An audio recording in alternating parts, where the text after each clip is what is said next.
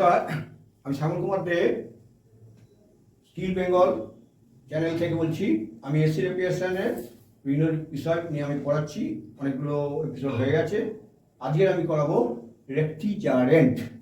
Refrigerant অর্থাৎ আমরা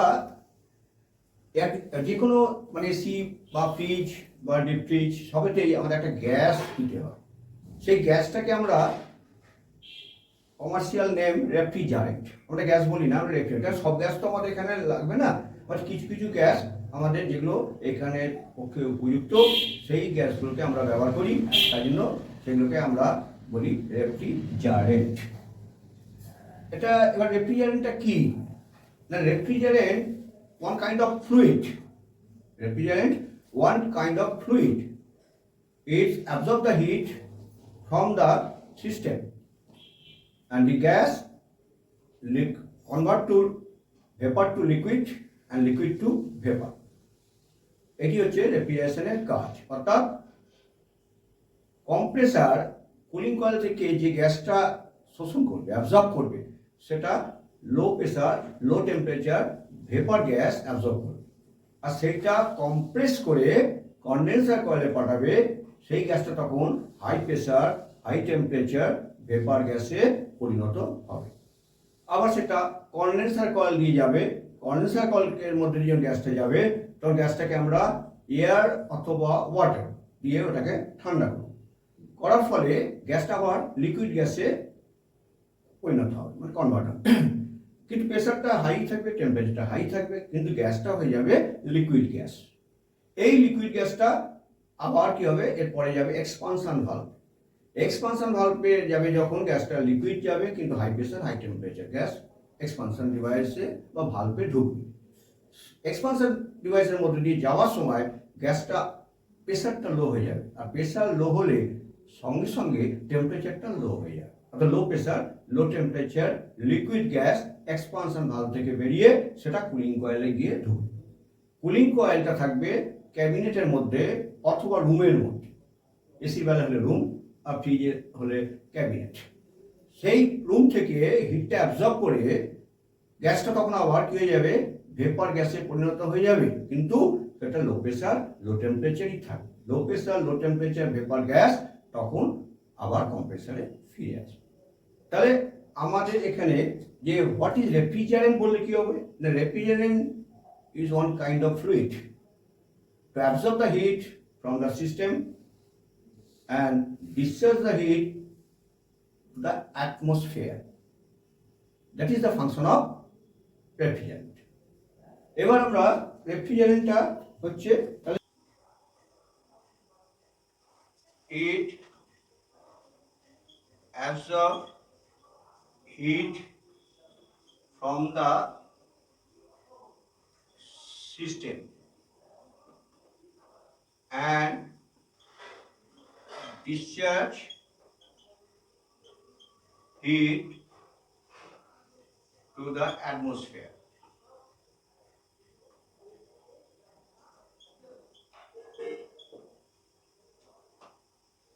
এখানে হিট হবে ল্যাটেন্ট হিট, লিনতাপ। লিনতাপ শোষণ করবে, আবার সেই লিনতাপটা বাইরে বার করবে। এটি হচ্ছে এই রেফ্রিজারেন্টের ডেফিনেশন বা রেফ্রিজারেন্টের ফাংশনও বলতে পারো। এখানে কি কি রেফ্রিজারেন্ট ইউজ করব না, আমরা রেফ্রিজারেন্টটাকে মোটামুটি প্রথমত দুটো ভাগে ভাগ করি। একটা ইনঅর্গানিক আর একটা অর্গানিক। ইনঅর্গানিকের মধ্যে পড়ছে মেনলি অ্যামোনিয়া, আরো কতগুলো রেফ্রিজারেন্ট আগে ছিল, এখন ইউজ হয় না, তবুও সেই নামগুলো আমি একবার বলে দিচ্ছি। যেমন হচ্ছে এয়ার, ওয়াটার, সালফার ডাইঅক্সাইড,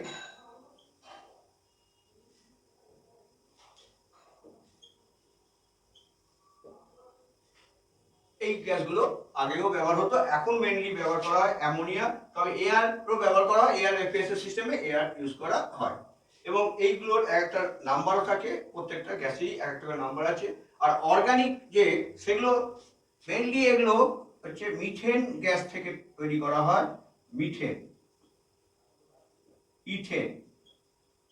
এই গ্যাসগুলো মিথেন, ইথেন, এই অর্গানিক কম্পাউন্ড এইগুলো দিয়ে তার সঙ্গে আরো অন্যান্য কিছু ইনঅর্গানিক কম্পাউন্ড অ্যাড করে কোনো গ্যাস ইউজ করা হয়। তাহলে এই গ্যাসগুলো আমরা মোটামুটি ইনঅর্গানিক এ যদি ধরি এইগুলো, আর অর্গানিকে যেগুলি মিথেন, ইথেন, সেখান থেকে মিথেন, ইথেন, প্রপেন, বিউটেন,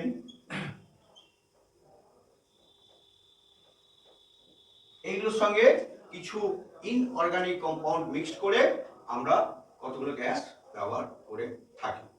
তাহলে এই গ্যাসগুলোর একটা নাম্বার আছে, হ্যাঁ, এই গ্যাসগুলোর একটা নাম্বার আছে এবং সেই নাম্বার ধরে আমরা এই গ্যাসগুলোকে বলি, এবং সেগুলো হচ্ছে সবই এই methane, ethane, propane, বিউটেনের compound.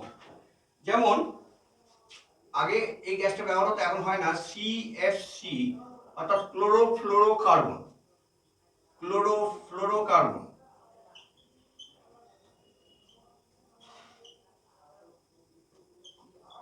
Chlorofluorocarbon এর মধ্যে পড়ছে হচ্ছে R12 আর R22, এই দুটো গ্যাস। আগে এই R12টা ব্যবহার করা হতো রেফ্রিজারেটরে বা লো কুলিং জবে ব্যবহার করা হতো, আর রেফ্রিজারেটর বা লো কুলিং জবে ব্যবহার করা হতো, আর এটা এয়ার কন্ডিশনে ব্যবহার করা হতো। এখনো এই গ্যাসটা ব্যবহার করা হয়, এই গ্যাসটা এখন ব্যান্ড হয়ে গেছে, এই গ্যাসটা এখন ব্যবহার করা হয় না। কেন ব্যবহার করা হয় না? না, এই R12টার হচ্ছে পুরো নামটা যদি আমি লিখি, R12 গ্যাসটা হচ্ছে ডাইফ্লোরোমিথেন, ডাইফ্লোরোমিথেন।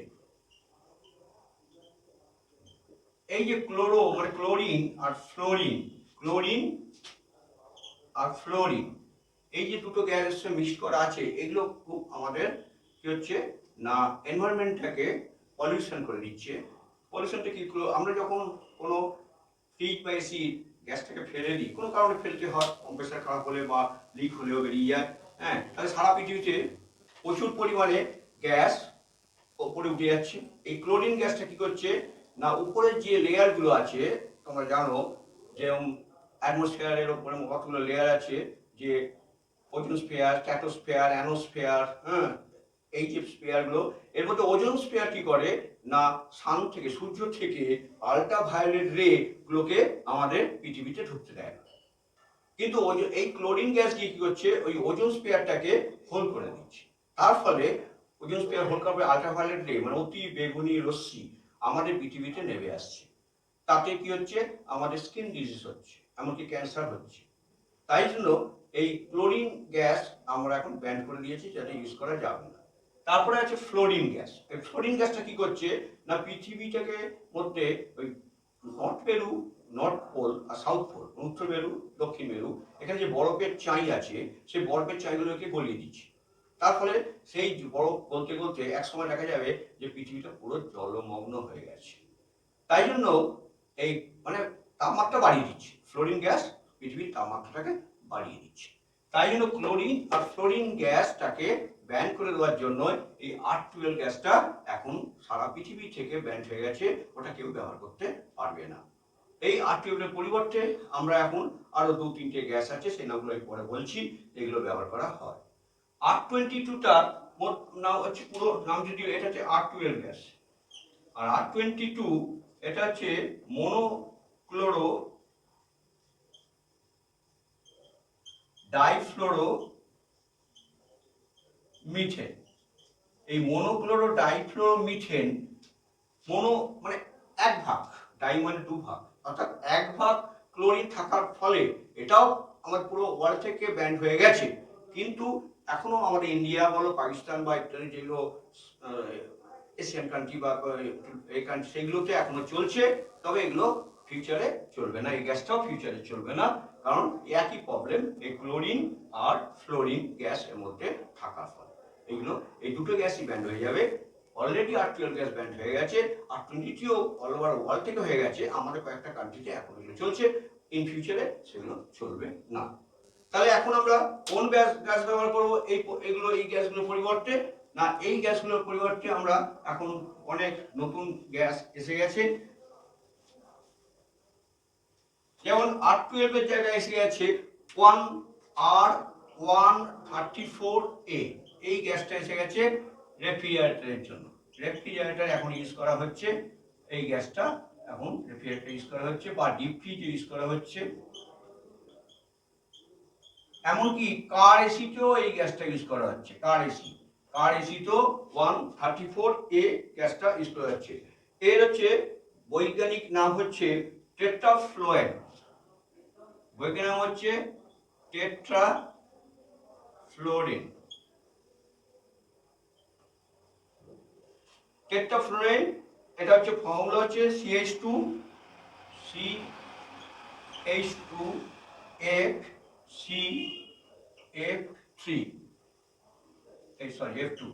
এইটা হচ্ছে টেট্রাফ্লোরেন।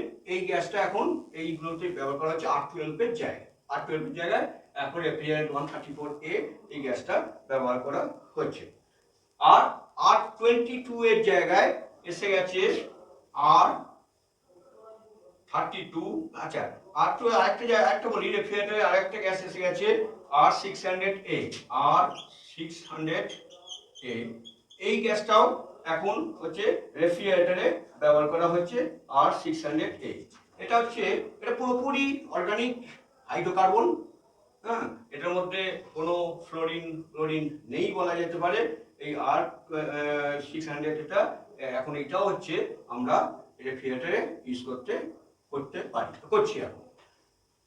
এবার এটা গেল R12 এর জায়গায় এই গ্যাস দুটো ব্যবহার করা হচ্ছে। আর R22 এর জায়গায় এখন ব্যবহার করা হচ্ছে R22 এর জায়গায় ব্যবহার করা হচ্ছে R32 R410A। এই গ্যাস দুটো এখন ব্যবহার করা হচ্ছে R32 আর R410A। এইটা হচ্ছে mix of propane and butane. Propane আর বিউটেনকে মিক্সড করে, আর এটা R500, তার সঙ্গে প্রোপেন ইউজ করা আছে। অর্থাৎ এগুলো হচ্ছে mix of propane and butane. এই গ্যাসগুলো মিক্সড করে R32 R410A এই দুটো গ্যাস তৈরি করা হয়েছে। এগুলো এখন হচ্ছে R22 এর জায়গায় এই গ্যাসগুলো ইউজ করা হচ্ছে। এগুলো হচ্ছে একটা গ্যাসের একটা আইডিয়াল প্রেসার আছে, একটা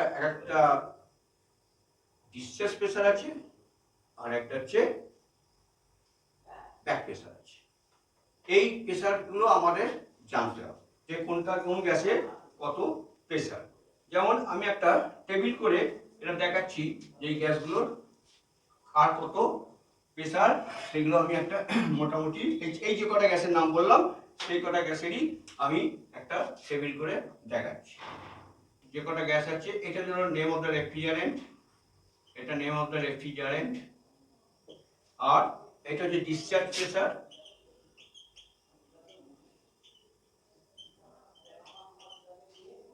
এটা হচ্ছে ব্যাক প্রেসার বা সাকশন প্রেসারও বলতে পারো, বা ব্যাক প্রেসারও বলতে পারো, ব্যাক প্রেসার। আর এটা হচ্ছে কম্প্রেসার প্রেসার। কম্প্রেসারটা যখন টেস্ট করব তখন কত প্রেসার থাকবে, কম্প্রেসার প্রেসার বলতে পারো। Without gas. আবার boiling point temperature, boiling point temperature. Number 1, R410A 410A এর হচ্ছে ডিসচার্জ প্রেসার হচ্ছে 225 থেকে 230, 225 থেকে 230 PSI। PSI হচ্ছে পাউন্ড স্কয়ার ইঞ্চ, PSI। আচ্ছা, এর হচ্ছে ব্যাক প্রেসার হচ্ছে 120 to 130 PSI। এর হচ্ছে কম্প্রেসার যখন টেস্ট করবো 450 থেকে 550, 450 to 500 PSI। এর বয়লিং পয়েন্ট টেম্পারেচার হচ্ছে -51.4 ডিগ্রি, -51.4 ডিগ্রি সেন্টিগ্রেড। হ্যাঁ, তোমাদের একটা কথা বলা হয়নি যে এই গ্যাসগুলো কিন্তু বয়েল হয় মাইনাস টেম্পারেচারে, আবার ফ্রিজিং হয় আরো মাইনাস টেম্পারেচারে। তাই জন্য এটা হচ্ছে বয়লিং পয়েন্ট টেম্পারেচার 51.4 ডিগ্রি সেন্টিগ্রেডে এটা বয়েল হচ্ছে। এবার R134a, R134a এই গ্যাসটা 85 থেকে 95 psi, আর হচ্ছে এটা 12 থেকে 15 psi, 12 থেকে 15 psi, আর এর হচ্ছে কম্প্রেসর তো একই থাকবে, ওই একই প্রেসার, আর এর হচ্ছে boiling point temperature -26.5 degree centigrade. এটা গেল R134 এ। R600 এ এর হচ্ছে 40 থেকে 50 psi, 40 to 50 psi, আর এর হচ্ছে 1 বিলো 1 বলতে গেলে 0 to 1, 0 to 1 psi এর হচ্ছে ব্যাক প্রেসার, খুব সামান্য ব্যাক প্রেসার এটা। আর এই কম্প্রেসর প্রেসার সেমি থাকবে, আর এর হচ্ছে boiling point temperature -11.7 degree centigrade. এটা গেল 600 গ্যাসে। এবার R32 গ্যাস, এটা হচ্ছে ডিসচার্জ প্রেসার 245 psi, আর এর ব্যাক প্রেসার হবে হচ্ছে কত 110 থেকে 115, 110 থেকে 115 psi। আর 32, আর এর হচ্ছে boiling point temperature 52 degree centigrade, -52 degree centigrade. এটা গেল 32 গ্যাসের হয়ে গেল। এবার হচ্ছে আরো কতগুলো গ্যাস আছে, সেগুলো আমাদের এখন লাগে না, যেমন R290। যখন হচ্ছে 12 গ্যাসটা বন্ধ হয়ে গেল, তখন R290 একেবারে হাইড্রোকার্বন গ্যাস, অর্থাৎ হাইড্রোজেন আর কার্বন দিয়ে তৈরি হাইড্রোকার্বন গ্যাস। এখানে কোনো ক্লোরিন ফ্লোরিন কিছু ইউজ করা হতো না। কিন্তু সেই গ্যাসটা কি হয়েছিল ঝামেলা না, ফ্রিজে যখন চার্জ করা হতো, কোনো সময় যদি কোনোভাবে আগুন ধরে যেত, তাহলে ফ্রিজের দিকে আগুন ধরে যেতে পারত। তাই জন্য ওই 290 গ্যাসটাকে এখন আর ইউজ করা হচ্ছে না, তার পরিবর্তে এই 134A বা 600A এই গ্যাস দুটো ব্যবহার করা মেইনলি এখন এই গ্যাসগুলোই ব্যবহার করা হয়। আর হ্যাঁ, R22টা আমি লিখে দিচ্ছি। R22 এখন হচ্ছে না, কিন্তু আগে হতো। R22 এখনো হচ্ছে। R22 গ্যাসের ডিসচার্জ প্রেসার হচ্ছে 180 থেকে 200 psi, ব্যাক প্রেসার হচ্ছে 50 থেকে 60 psi, কম্প্রেসর প্রেসার একই সেম, এটাই হবে। আর বয়লিং পয়েন্ট টেম্পারেচার ছিল -25.4 ডিগ্রি সেন্টিগ্রেড। এটা হচ্ছে বয়লিং পয়েন্ট টেম্পারেচার। যদি এদের ফ্রিজিং পয়েন্ট টেম্পারেচার যদি লিখি, তাহলে কাছাকাছি সেম, যে -160 ডিগ্রি সেন্টিগ্রেডের এইটা ফ্রিজিং পয়েন্ট টেম্পারেচার, -160 এটাই কাছাকাছি হবে। ধরো 16 নামলো, এটা হচ্ছে 410-এর -125 ডিগ্রি সেন্টিগ্রেড। 134 এর হচ্ছে মাইনাস, এটাও 160 ডিগ্রি সেন্টিগ্রেড। 600 গ্যাসের হচ্ছে বয়লিং পয়েন্ট টেম্পারেচার হচ্ছে -56 হবে, -56 ডিগ্রি সেন্টিগ্রেড। R32 হচ্ছে ওইরকমই হবে, -156 ডিগ্রি সেন্টিগ্রেড।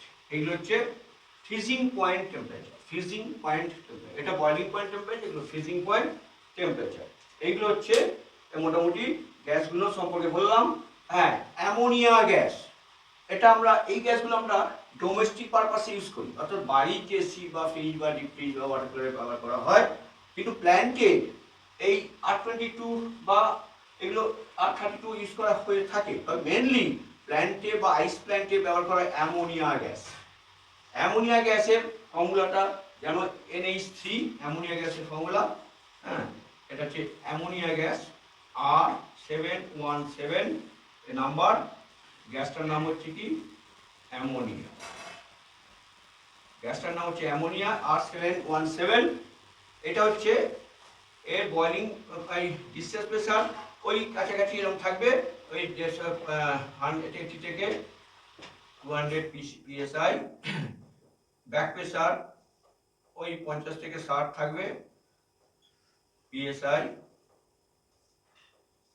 এটা হচ্ছে -30°C, 33, boiling point temperature -33.3°C, আর ফ্রিজিং পয়েন্ট টেম্পারেচার -133.3°C, এটা হচ্ছে ফ্রিজিং পয়েন্ট টেম্পারেচার।